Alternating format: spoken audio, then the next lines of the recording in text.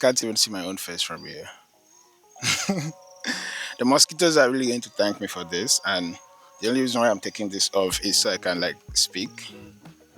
Whoa! So today's video is going to be very, very different, and well, it's already different. So let's just get into it. In the land of macro, in the time of hacks, a young genius came up with a groundbreaking idea that will shake the landscape of macro photography forever. The idea? Focus bracketing. No, I didn't say it right. The idea? Focus bracketing. I like that one. Focus bracketing came after the citizens of the macro world had cried to the macro gods about the shallow depth of field in macro.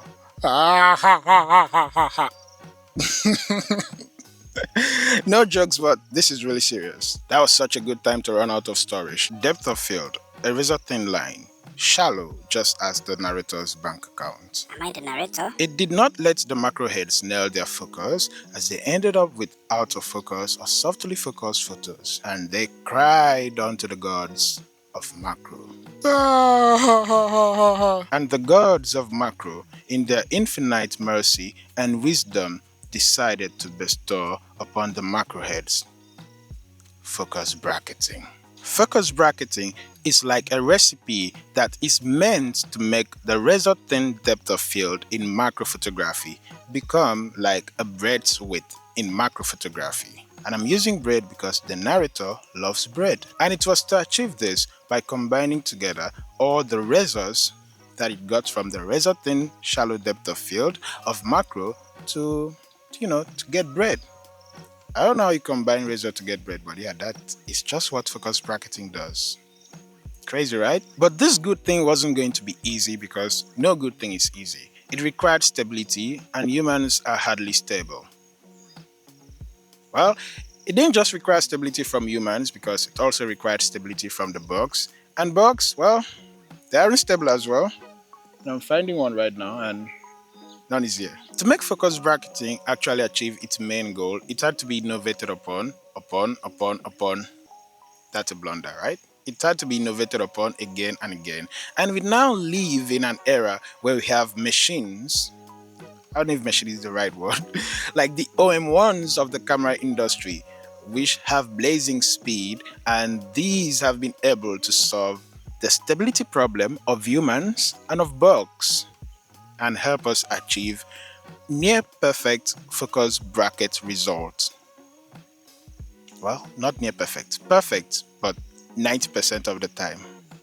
Yeah, 90% of the time, because the other times maybe you end up shaking or the bug ends up leaving. Yeah, so that's like 9 out of 10 of every bracket nailed because we now live in an era of technology.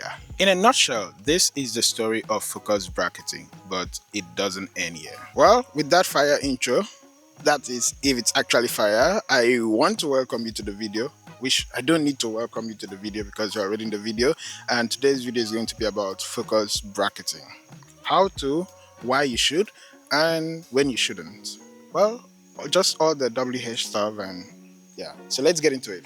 Man, it's so fucking hard to see my face. So the first thing I want you to know is that you can't bracket everything. And if you try to bracket everything, you're setting up yourself for failure. Or how do they put it? You're setting yourself up for failure. However, thing is, brackets are not meant to eliminate single shots.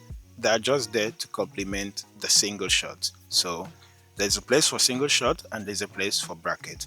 And when you try to put things where they don't belong, they'll never fit in. So you just have to know that you can't bracket everything, regardless how bracketable it looks. The major reason why I'm out here in the field is so that I'll be able to show you kind of like positions and poses that will enable you make successful brackets at least 90% of the time. But before I get to that, I have to give you some guidelines if you want to get into focus bracketing. In focus bracketing, stability is very important. For you first, but then I'll get to that later on, and then for the subject. The subject you want to take a focus bracket on has to be stable, or at least very close to being stable. And what I mean by this is that if the subject is moving around and all of that, you won't be able to get the bracket. And even if you get the bracket, well, it's going to be very messy, and a lot of times you may not be able to like fix that up in post. That is focus stacking, and you don't want to spend so much time on that. But I'll save the stacking part for later because that is another video on its own. So let's just focus on this. Now, after the subject, you need the surface of the subject or wherever the subject is going to be on to be stable as well. And this could be the ground or maybe a wood or just anything the subject could be on.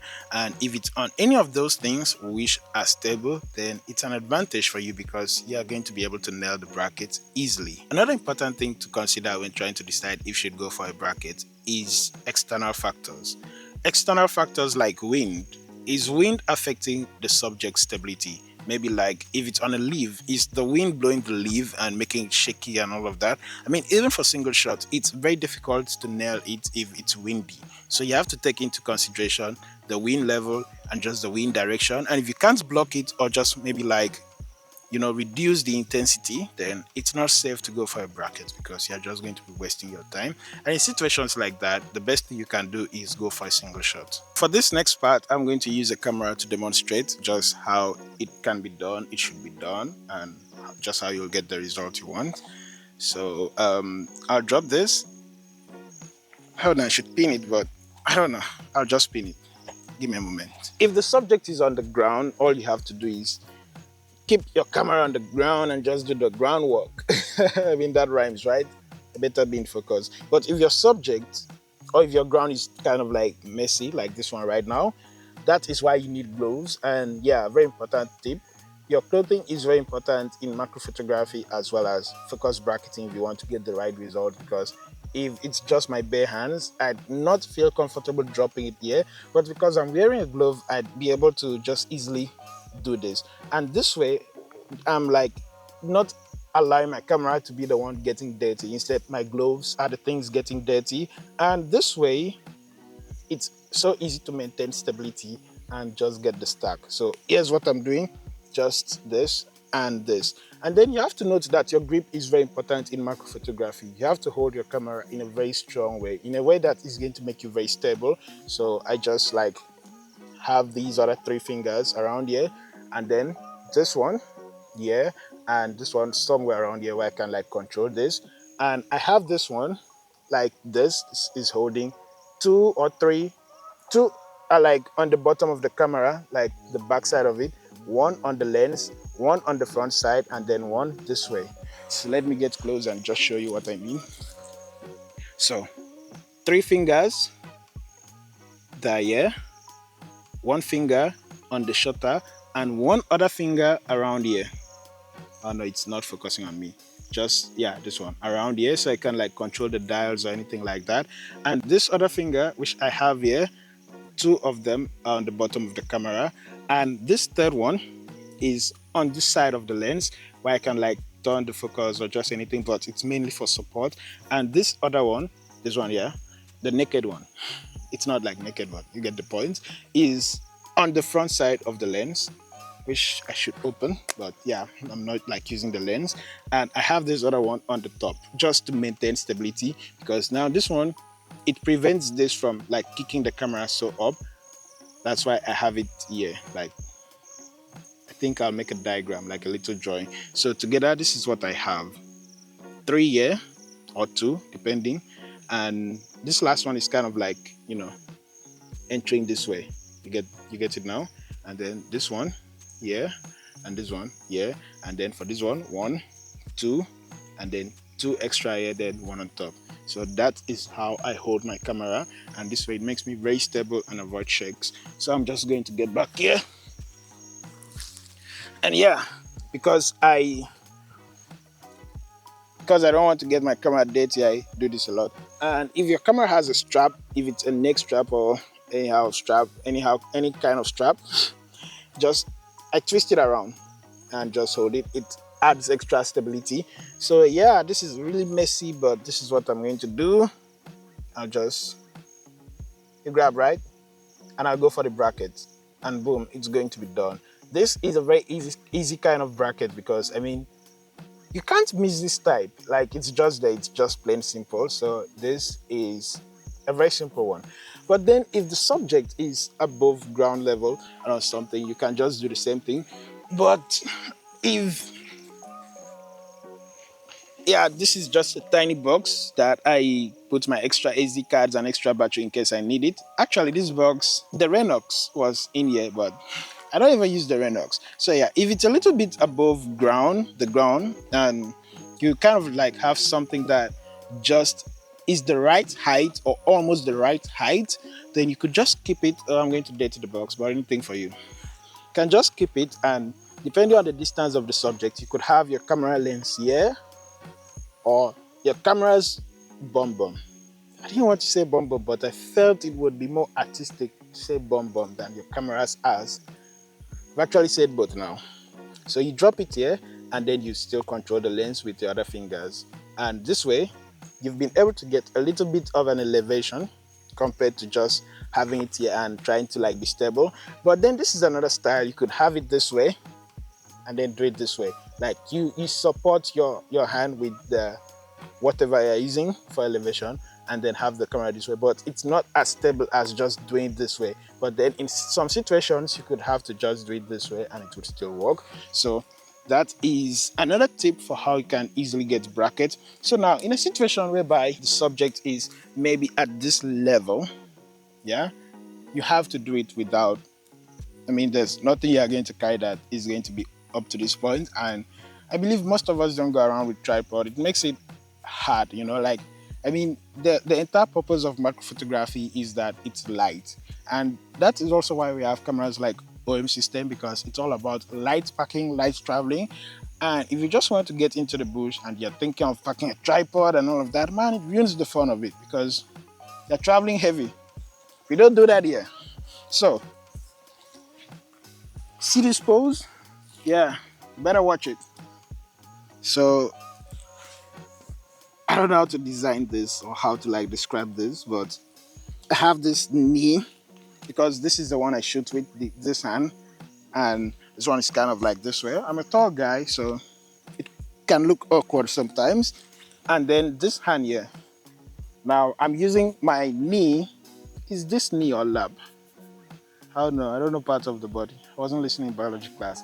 I'm having this as the support thing, and then remember the whole thing I told you about the hands.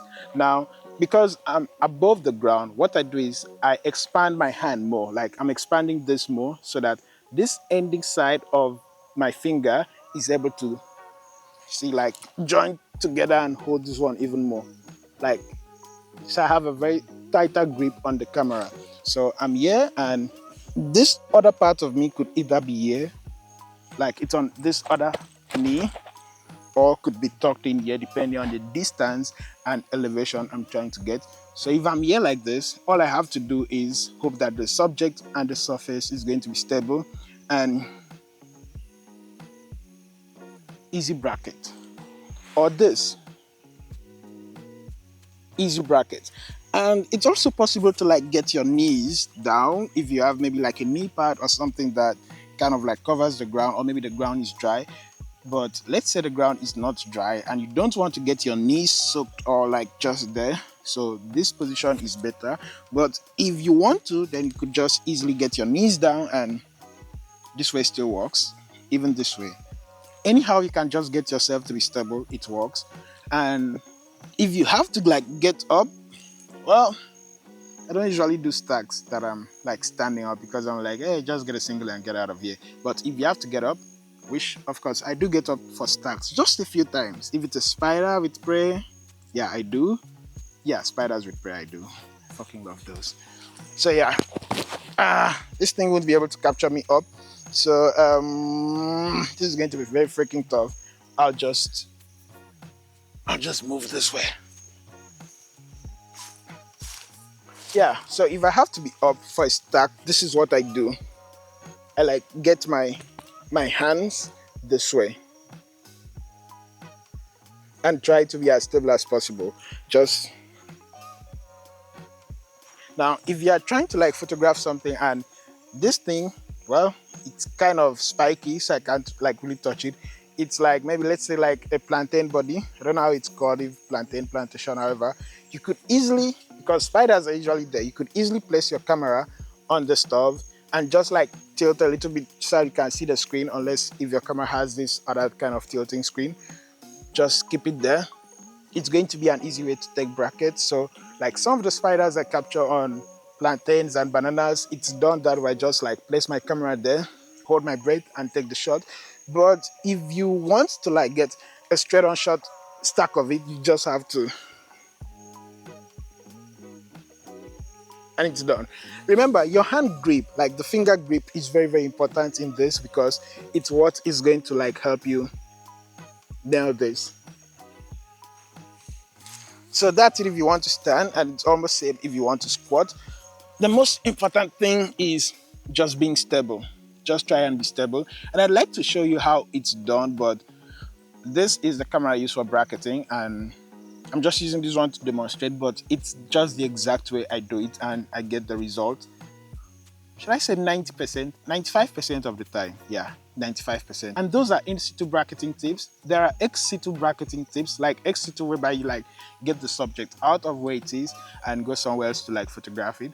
But that's not usually my style because I'm often photographing spiders with prey, and you can't move those with prey, and frogs, especially mating ones, and you can't touch those, or so all my pictures are in situ, and yeah, that's how I do my brackets. But if you want something ex situ, you could either relocate the subject either by cutting the stem or whatever and keeping it somewhere that is close to the ground for you, or just anywhere that is comfortable for you, and then you get the shot. And yeah, I guess it still counts, right?